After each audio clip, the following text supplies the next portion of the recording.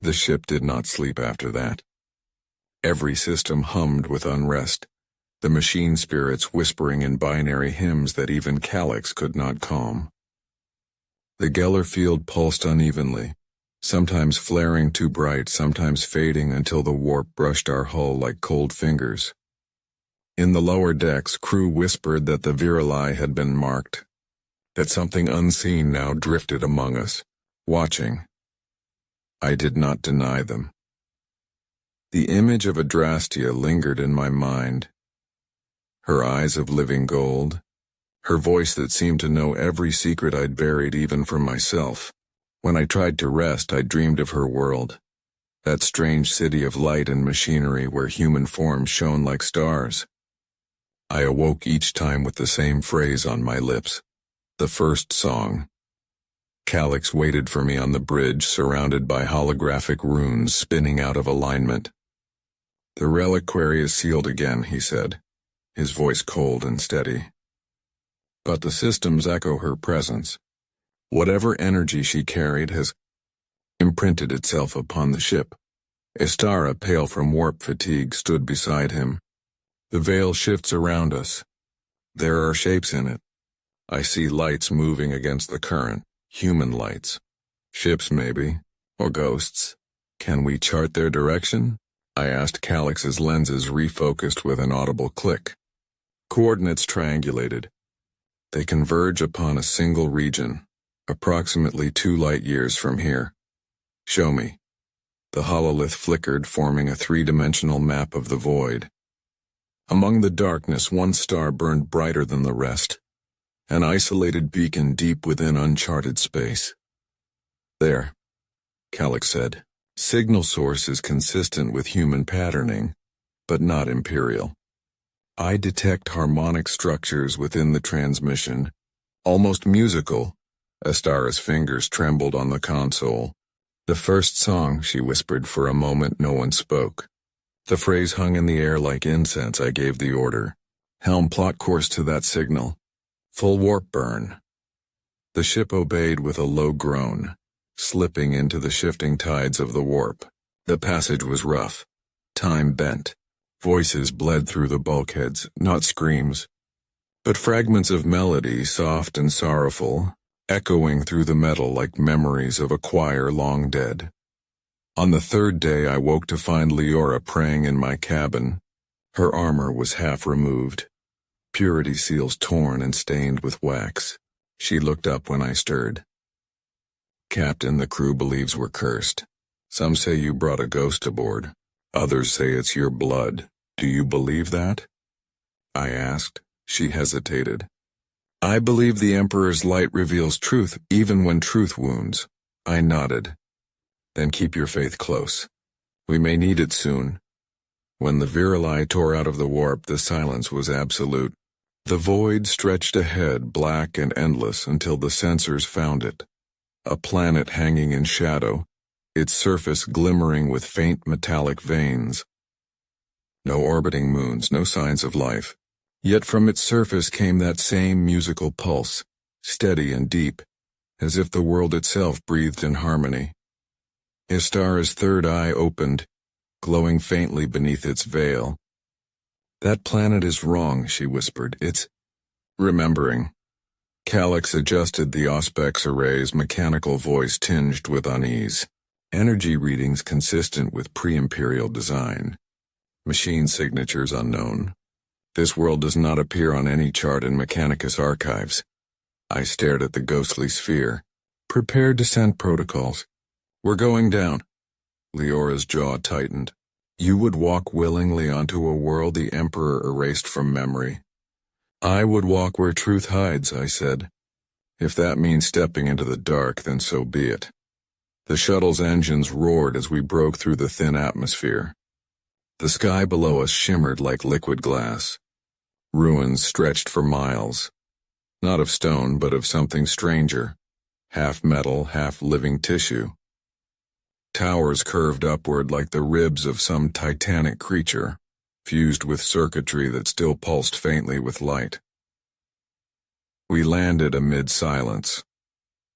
The air smelled faintly of ozone and dust, and under it something else.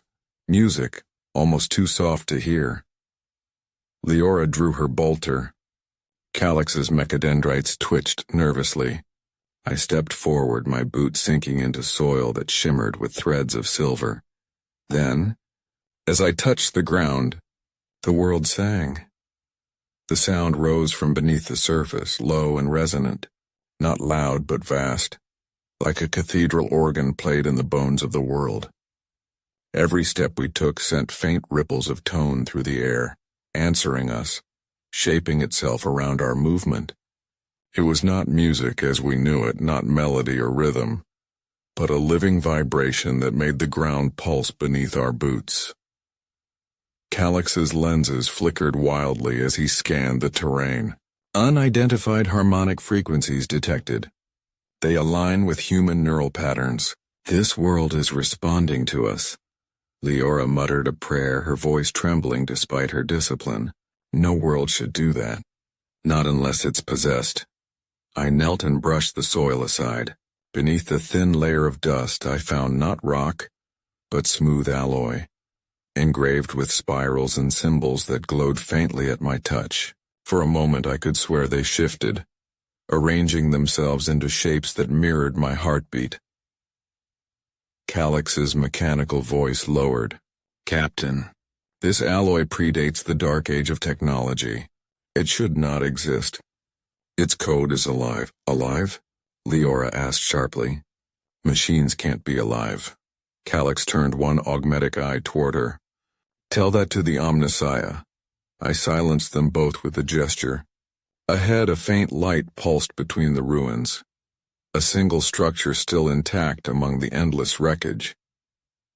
It rose like an inverted spire, descending into the ground rather than rising from it, each tier rotating slowly in defiance of gravity.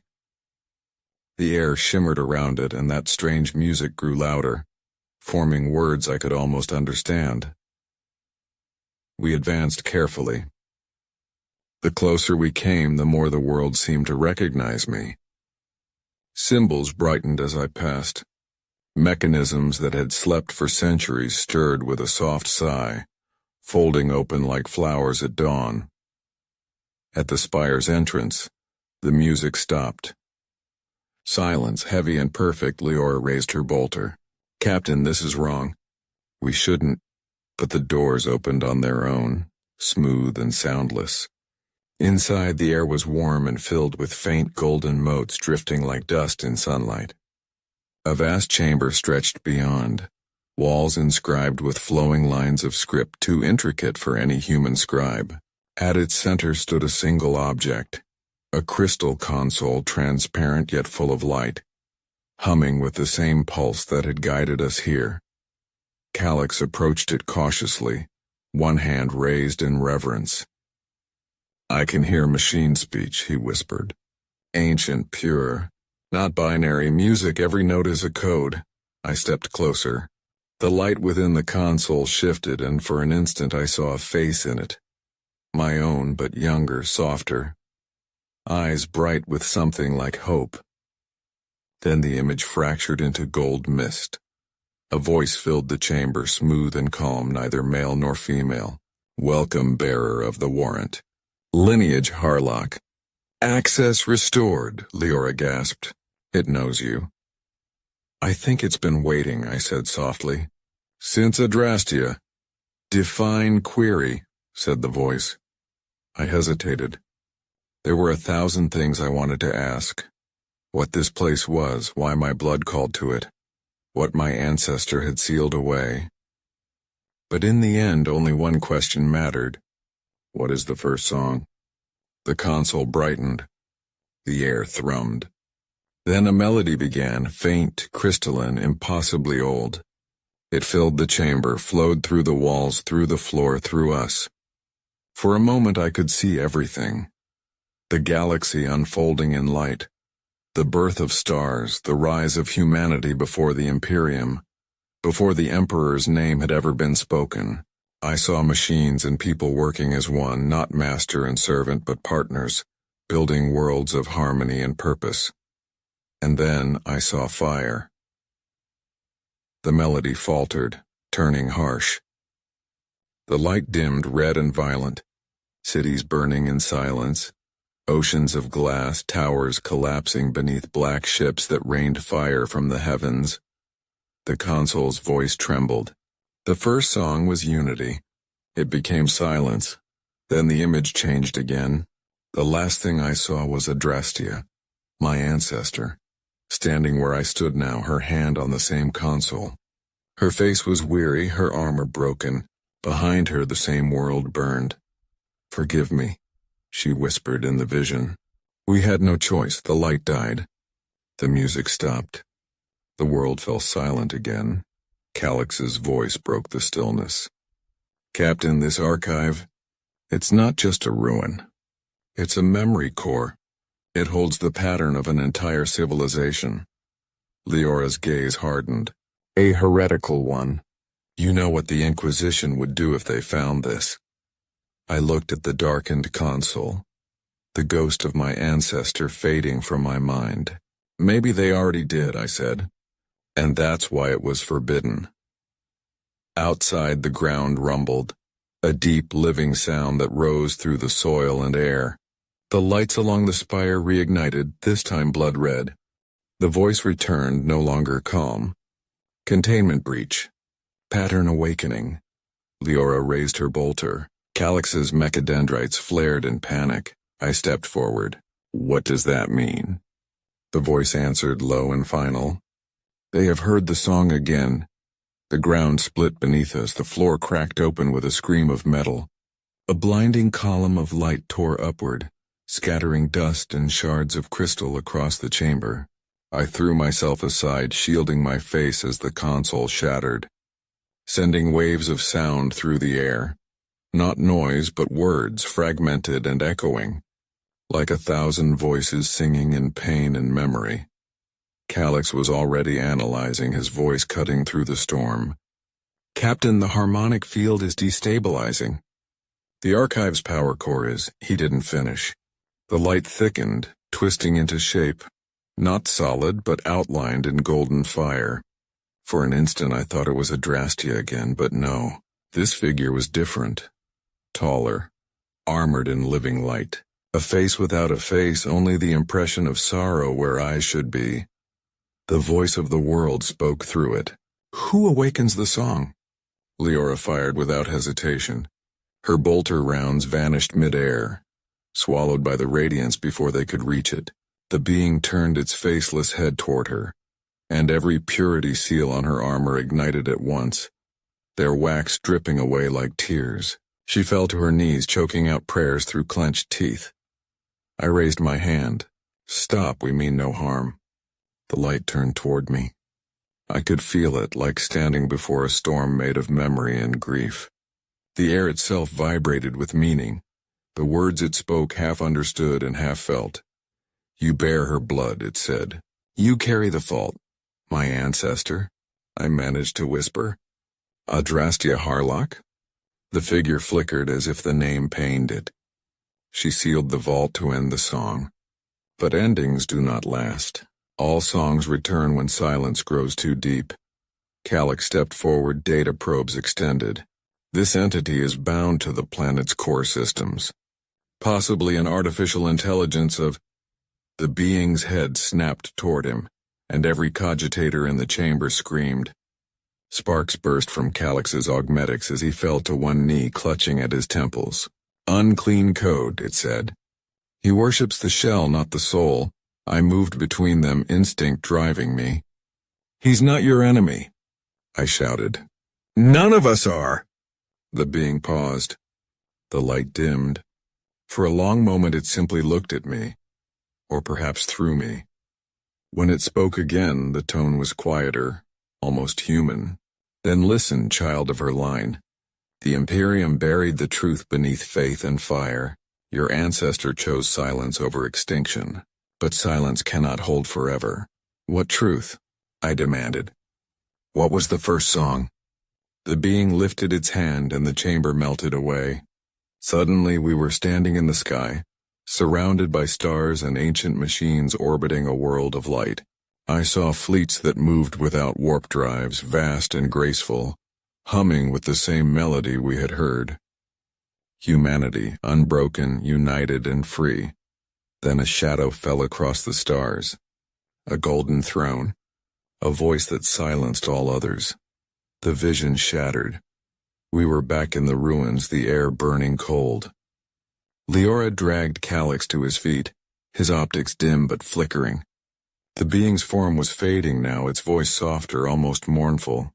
She tried to save them, it whispered. She thought silence would protect what little remained. But her blood carries the echo. Now the echo has awakened, and the Imperium will come for you. It looked at me, no. Into me. The song remembers its own. Run before they hear. And then it was gone. The ground stopped shaking. The chamber darkened, the air heavy with ozone. For a long moment none of us moved. Then Calix straightened, his voice weak but steady. Captain, the signal has spread. Vox traffic across multiple systems. Something. Heard that transmission. Leora turned toward me. Her eyes were wide with both awe and dread. If the Inquisition detects this, if they find us, they'll burn us, I finished for her. Outside, the world began to crumble. Ruins collapsed into ash. The metallic soil liquefying into a shimmering sea. The spire above us cracked apart, and through its fissures I saw ships, not Imperial, emerging from the void, sleek, silent, their hulls patterned with the same living symbols that had sung beneath our feet. Calix staggered toward the shuttle. Captain, we must leave now. I looked once more at the fading light of the ruins, then at the stars beyond. Something vast had awoken, and it carried my family's name in its voice. Launch sequence, I ordered. Take us home. The Virili rose from the dying world, its engines burning trails of blue fire through the void. But even as we fled, I could still hear it. That faint, sorrowful melody chasing us through the stars. The first song had returned, and the Imperium would not forgive it.